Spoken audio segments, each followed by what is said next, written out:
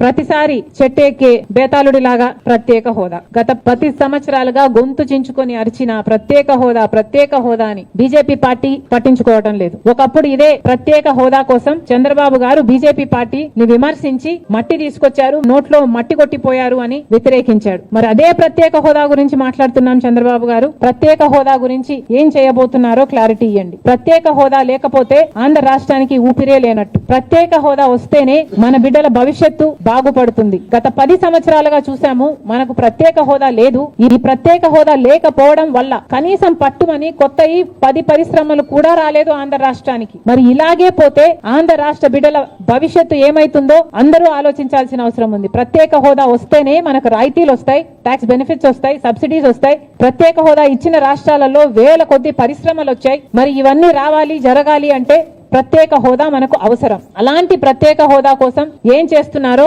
ప్రత్యేక హోదా కనీసం బీహార్ మాకు ప్రత్యేక హోదా కావాలి అని వాళ్ళ మీద ఒత్తిడి తెస్తుంది అని వింటున్నాం. కానీ టీడీపీ మాత్రం ప్రత్యేక హోదా మనకు అవసరమే లేదన్నట్టుగా మాట్లాడకుండా పోవడం చాలా దురదృష్టకరం, చాలా అన్యాయం. దయచేసి ప్రత్యేక హోదా కోసం కొట్లాడాల్సిన అవసరం ఉంది. మన ఎంపీలను వాడుకొని ఈ రోజు బీజేపీ పార్టీ అధికారంలో ఉంది కాబట్టి మన రాష్ట్రానికి ప్రత్యేక హోదా తెచ్చే బాధ్యత చంద్రబాబు గారి మీద ఉంది. ఏ మోడీ గారైతే తిరుపతికి వచ్చి 5 సంవత్సరాలు కాదు 10 సంవత్సరాల ప్రత్యేక హోదా ఇస్తాను అని మాటిచ్చారో ఆ మాటను ఇప్పటికైనా నిలబెట్టుకోవాల్సిన అవసరం ఉంది అని కాంగ్రెస్ పార్టీ డిమాండ్ చేస్తుంది. ప్రత్యేక హోదా కోసం కాంగ్రెస్ పార్టీ డిమాండ్ చేస్తూనే ఉంటుంది. ఎందాకైనా కొట్లాడడానికి మేము సిద్ధం. ప్రత్యేక హోదాను మేము మర్చిపోనివ్వం. ప్రత్యేక హోదా ఆంధ్ర రాష్ట్రానికి ఊపిరి లాంటిదని మరొకసారి ఆంధ్ర రాష్ట్ర ప్రజలందరికీ మాటిస్తున్నాం. ప్రత్యేక హోదా కోసం కాంగ్రెస్ పార్టీ కొట్లాడుతూనే ఉంటుంది.